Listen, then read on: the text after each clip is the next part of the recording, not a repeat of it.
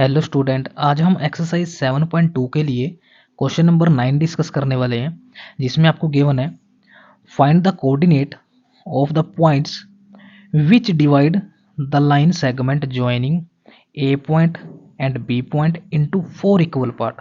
क्या कहानी है सुने।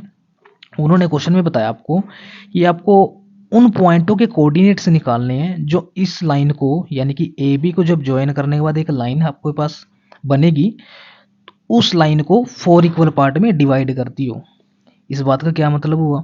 इस बात का मतलब है कि अगर मेरे पास मान लो कोई एक लाइन है, ये मेरे पास कोई एक लाइन है जिसको मैंने नाम दिया फर्स्टली क्या, -2 और 2, और ये बी पॉइंट है जिसके कोऑर्डिनेट क्या है 2 और 8।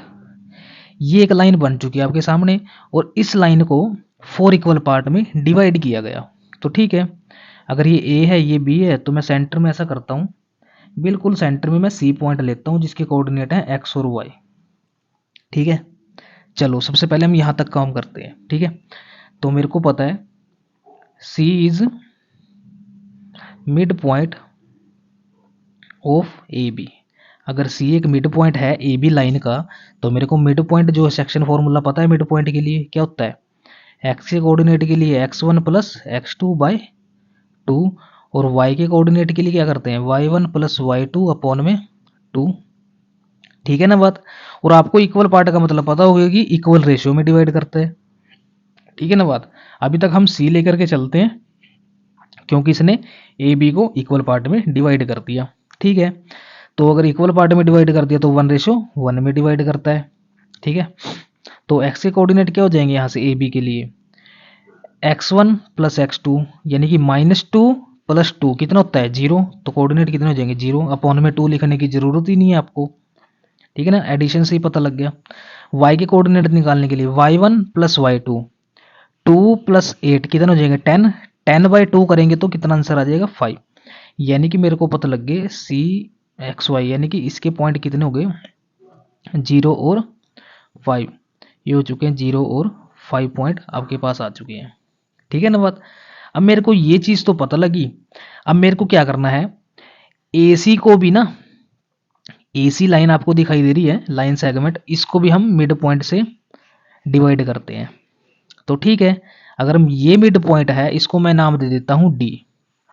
डी के मैं मान लेता हूं कुछ भी पॉइंट ले लो, एक्स वाई ले लो दोबारा से। ठीक है, वैसे ही ठीक है, क्योंकि अब यहाँ पे एक्स वाई वाला काम जो है आपका खत्म हो चुका है, क्योंकि इस लाइन के लिए ये x2 और y2 हो जाएगा, ये x1 और y1 हो जाएगा, तो इसलिए मैंने इसको एक्स वाई ले लिया। ठीक है ना, तो फॉर्मूला आपके पास ये लगेगा। क्यों? क्योंकि डी पॉइंट भी जो है वो ए सी का मिड पॉइंट है। तो ठीक है, अगर ये मिड पॉइंट है तो चेक कर लेते हैं। अब D is a mid point of किसका है भाई, ए सी का।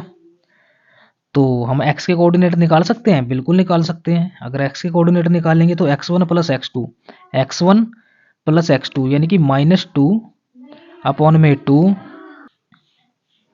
और y के कोऑर्डिनेट क्या हो जाएंगे x2 sorry y1 plus y2, 5 plus में 2 कितना हो जाएगा 7, 7 अपॉन में 2। तो कितने हो चुके हैं पॉइंट, तो d के जो पॉइंट हो चुके हैं dxy वो कितना हो चुका है मेरे पास d, ये से 1 टाइम कैंसिल हो जाएगा तो -1 और 7/2 हो जाएगा, यानी कि ये पॉइंट -1 और 7/2 आ चुके हैं मेरे पास। तो ठीक है, अब मैं प्यारे बच्चों एक काम और करता हूँ। वो काम क्या है, वो भी इंपॉर्टेंट वाला काम है भाई, कि मैं अब बीसी लाइन को, ये बीसी दिखाई दे रही है लाइन सेगमेंट बीसी, इसको भी एक सेंटर से बिल्कुल मिड पॉइंट से कट करता हूँ, यानी कि एक पॉइंट और कंसीडर करेंगे हम। डी लिया था, अब ले लेंगे ई।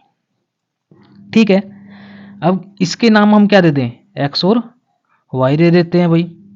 तो E is mid point of BC. ठीक है, अगर ये बीसी के मिड पॉइंट है तो अब ये भी इक्वल पार्ट में डिवाइड करेगा, यानी कि रेशियो कितनी हो जाएगी इसकी 1:1 हो जाएगी। तो x के कोऑर्डिनेट निकालने के लिए अब ये x1 y1 x2 y2, तो x1 प्लस x2 2 हो जाएगा भाई, 2/2, और y क्या हो जाएगा हमारे पास 5 + 8 कितना हो जाएगा 13/2 हो जाएगा। ये इससे 1 टाइम कैंसिल। तो मेरे को पता लग गया कि ई के कोऑर्डिनेट क्या आ चुके हैं। ई के कोऑर्डिनेट आ चुके हैं 1 और 13/2। तो ये भी मेरे पास 1 और 13/2 आ चुका है। तो ये था प्यारे बच्चों आपके पास क्वेश्चन। अब देखते हैं जरा क्या ये इक्वल पार्ट में डिवाइड हो चुके हैं। बिल्कुल, ये मिड पॉइंट था तो इट मीन्स ये और ये इक्वल है। ये भी तो एक मिड पॉइंट था तो इसका मतलब ए सी और बी सी भी इक्वल थे, है ना। तो ई भी जो एक मिड पॉइंट है तो सी और बी भी इक्वल है, यानी कि सी ई और बी ई दोनों इक्वल है। तो यानी कि इसने इसको 1:1 में डिवाइड किया सभी को, 1:1:1 में। ठीक है जी बात। तो ये था आपके पास प्यारे बच्चों 9th क्वेश्चन। तो उम्मीद करते हैं कि आपको 9th क्वेश्चन अच्छे से समझ आया होगा। तो प्लीज़ वीडियो को लाइक शेयर करिए एंड चैनल को सब्सक्राइब करिए। Thank you so much for watching a video.